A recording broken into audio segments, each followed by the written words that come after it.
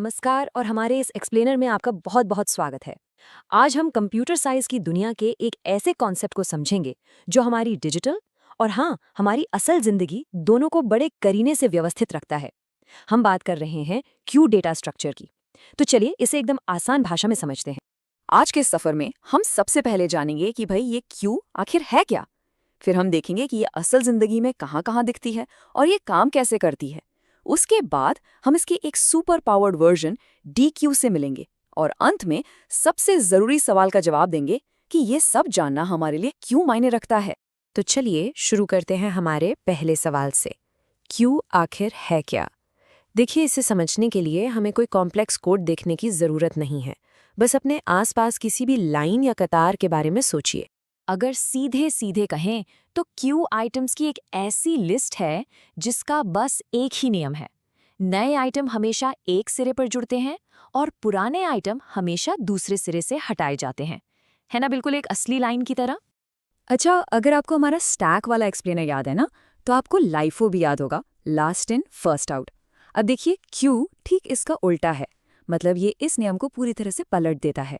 Q का सिद्धांत है फर्स्ट इन फर्स्ट आउट, और इसका मतलब अरे बिल्कुल सीधा सा है, जो लाइन में पहले लगेगा उसी का काम पहले होगा, एकदम फेयर।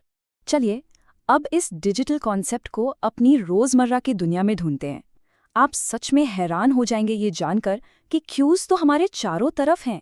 जरा सोचिए, स्कूल की असेंबली लाइन, बैंक काउंटर पर लगी ग्राहकों की कतार या पेट्रोल पंप पर गाड़ियों की लाइन, यहाँ तक कि ट्रेन की वेटिंग लिस्ट भी। ये सभी क्यू के बेहतरीन उदाहरण हैं। अरे हाँ, जब आप कस्टमर केयर पर कॉल करते हैं और आपको इंतजार करने को कहा जाता है तो आपकी कॉल भी असल में क्यू में ही डाल दी जाती है।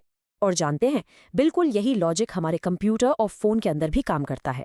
जब कोई वेबसाइट हजारों रिक्वेस्ट एक साथ हैंडल करती है या जब आप एक साथ कई सारे डॉक्यूमेंट प्रिंट करने के लिए भेज देते हैं, तो आपका कंप्यूटर इन सभी कामों को एक क्यू में लगा देता है।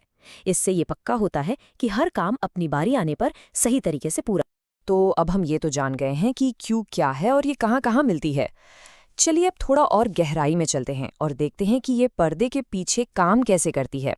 जैसा कि हमने पहले भी कहा, क्यू का सबसे बड़ा, सबसे जरूरी नियम है फीफो, यानी फर्स्ट इन फर्स्ट आउट। इसका सीधा सा मतलब है कि जो एलिमेंट सबसे ज्यादा देर से क्यू में है वही सबसे पहले बाहर निकलेगा। इसे हम फर्स्ट कम फर्स्ट सर्व्ड भी कहते हैं। हर क्यू के दो सिरे होते हैं। एक होता है फ्रंट, जहां से आइटम्स बाहर निकलते हैं, और दूसरा होता है रियर, जहां नए आइटम्स आकर जुड़ते हैं। बस इतना ही सिंपल है। प्रोग्रामिंग की भाषा में इन दो कामों के खास नाम हैं।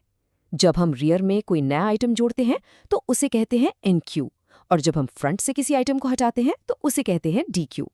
अच्छा, दो खास तरह की गलतियां भी हो सकती हैं। सोचिए, अगर क्यू पूरी तरह से भर चुकी है और आप उसमें और एलिमेंट डालने की कोशिश करते हैं तो उसे कहते हैं ओवरफ्लो, और अगर क्यू पहले से ही खाली है और आप उसमें से कुछ निकालने की कोशिश करते हैं तो वो कहलाता है अंडरफ्लो। चलिए इस उदाहरण से इसे और बेहतर समझते हैं। शुरू में हमारी क्यू आप देख सकते हैं बिल्कुल खाली है, ठीक। अब हमने Z को NQ किया तो Z लाइन में लग गया। फिर हमने X को NQ किया, वो Z के पीछे आ गया। अब Q है ZX, फिर C भी आ गया। अब Q हो गई ZXC। यहाँ तक तो आसान है। अब आता है मजेदार हिस्सा, हमने किया DQ। तो सोचिए कौन बाहर जाएगा? C? नहीं, जो सबसे पहले आया था यानी Z। तो Z हट गया और Q में क्या बचा? XC। देखा, यही है फर्स्ट इन फर्स्ट आउट का जादू। बहुत बढ़िया, हमने Q को तो समझ लिया है। अब मिलते हैं इसके एक ज्यादा फ्लेक्सिबल और पावरफुल रिश्तेदार से, जिसे कहते हैं DQ। डेक, जिसे डेक बोला जाता है, एक डबल एंडेड क्यू है। इसका मतलब ये है कि इसमें आप एलिमेंट्स को किसी भी सिरे से जोड़ सकते हैं और किसी भी सिरे से हटा भी सकते हैं, चाहे वो फ्रंट हो या रियर। है ना कमान?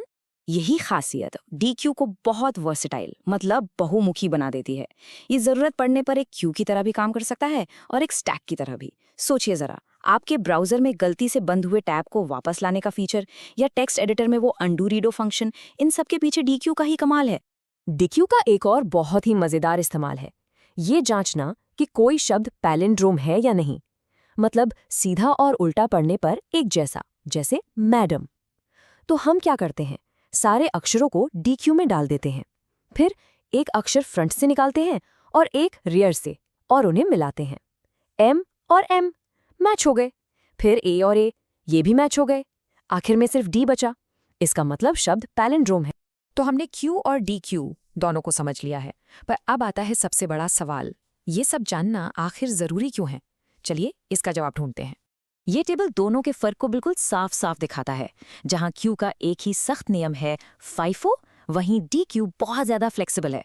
Q में आइटम एक तरफ से जुड़ते और दूसरी तरफ से निकलते हैं, जबकि DQ में ये किसी भी सिरे से हो सकता है, और यही चीज इसे कहीं ज्यादा वर्सेटाइल या कहें कि ताकतवर बनाती है।